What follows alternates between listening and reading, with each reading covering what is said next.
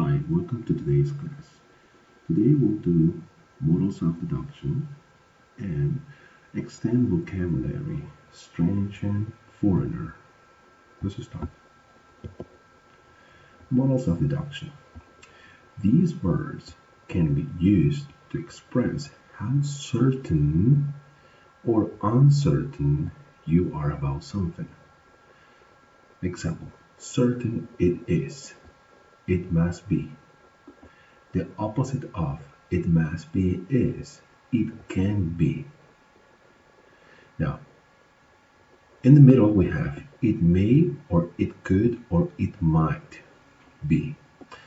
And here we need to understand one thing, that uh, the opposite of must in this case is can't, and the opposite of can't is must. Here we don't use mustn't and we don't use can in positive. Another thing is that we can use whatever verb we want after. Here in examples we have the verb to be, okay? But this does not limit the use of other verbs, please, okay? So we can use any other verb we want, and we will see those examples in here in just a minute. So remember, when you feel certain, when you feel sure about a topic, about a conclusion, about a deduction, you will say must. When you are in doubt, not so sure, you can say may, could, or might. When you feel sure, certain, positive of your deduction that something is negative, you say can't. Look at some examples. It must be John's wallet. There's a photo of his wife in it. I'm not sure who sent the flowers. They might be from Dominic. That can be George at the door. He's on holiday at the moment. Let's look in here. This exercise has been taken from your book, from the back of your book.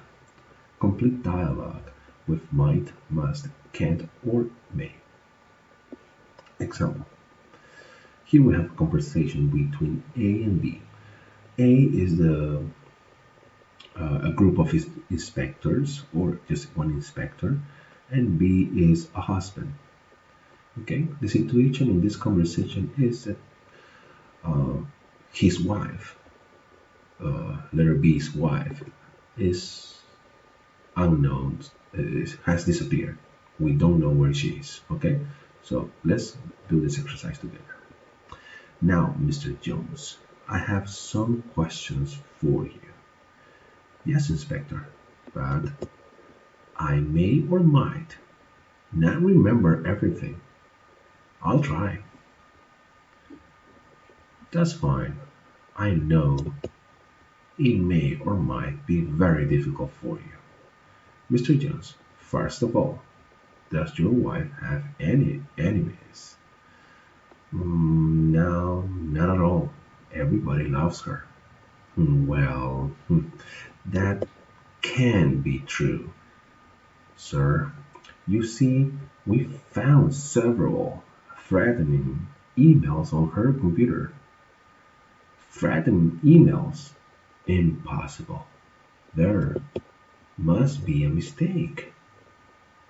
I'm afraid not, sir. Well, they may or might be for me or for someone else. When was the last time you saw your wife, Mr. Jones? Yesterday. No, sorry, the day before. Look, why are you wasting time?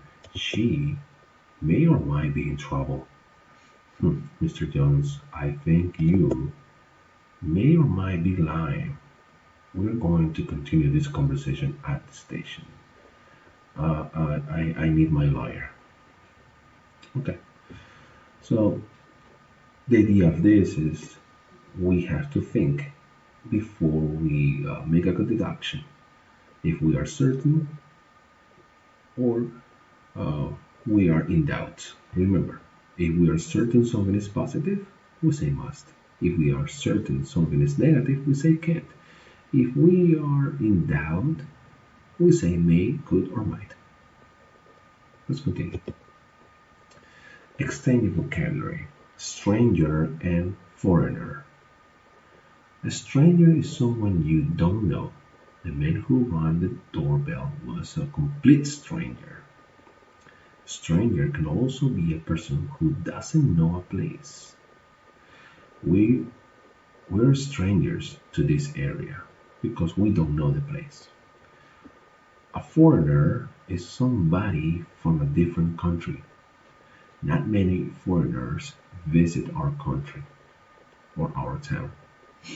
To emphasize that someone is a person who you don't know at all, so you don't know completely, you can say a perfect, total, or complete stranger. Look at some of the questions. In what situation do you enjoy meeting strangers? I like meeting strangers at parties. How do you usually start a conversation with a complete stranger? To start a conversation with a complete stranger, I say hi. When do you not enjoy meeting or talking to strangers?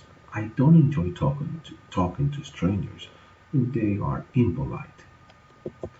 Have you ever visited or lived in a different country? How did it feel to be a foreigner?